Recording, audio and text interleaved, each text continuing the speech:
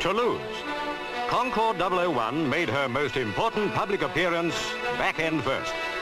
She was being nosed out of her hangar by a tractor on the day for which Britain and France and the rest of the world had waited so long. The great, giant, supersonic jetliner was going to fly.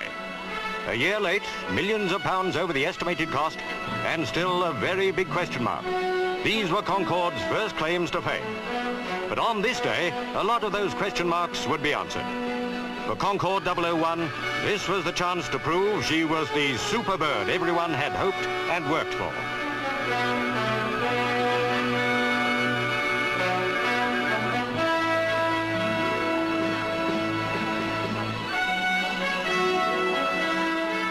193 feet long, 38 feet tall, with a wingspan of 84 feet. Vital statistics of an Anglo-French lady who was all dressed up and ready to go places on the biggest date of her life. Keeping that date were the world's press.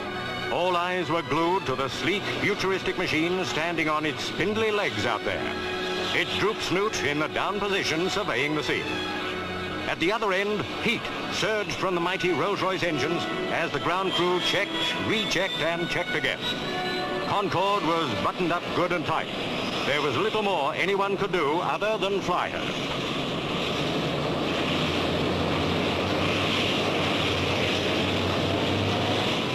After 6 years of designing and building, delays and progress, the dream was a reality. Concorde nosed slowly out towards the starting point of her flying career. The men chosen to crew the Speedbird on her maiden flight had plenty to do during the last few seconds before takeoff. The all-important final pre-flight check, carried out by Chief Pilot André Turcat and his crew, went without a hitch. This was it.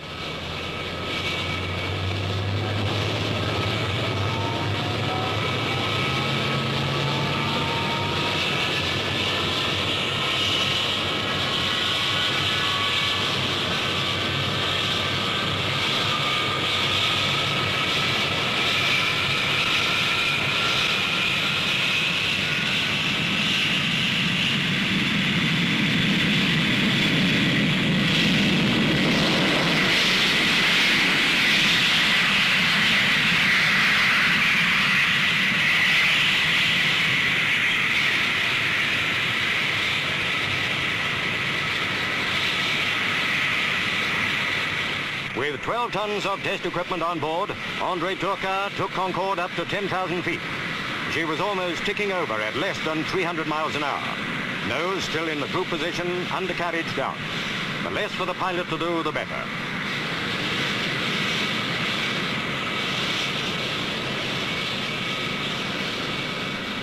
Earthbound technicians waited for reports to come in.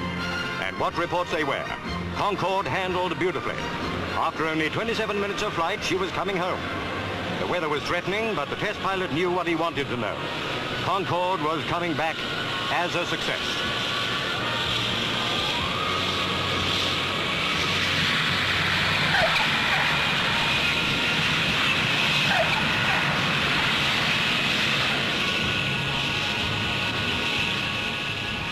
In a few years' time, the sight of Concordes on international airfields all over the world will be commonplace if all goes well. Then there'll be 130 passengers on board. Flying times will have been cut by half. London to New York from 7 hours 40 minutes to 3 hours 25 minutes. But for the moment, there's a lot more flight testing to be done.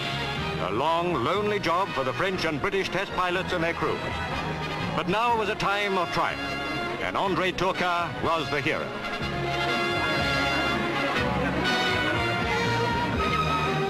Jubilant senior executives of Sud Aviation and the British Aircraft Corporation greeted the tall, quiet Frenchman who had taken their machine on its successful maiden flight. Inside, the world's press wanted to hear Monsieur Turcat's verdict. The big bird flies, he said. It's the beginning of the big work. If that work goes well, Britain and France stand to make £4,000 million and lead the world of civil aviation.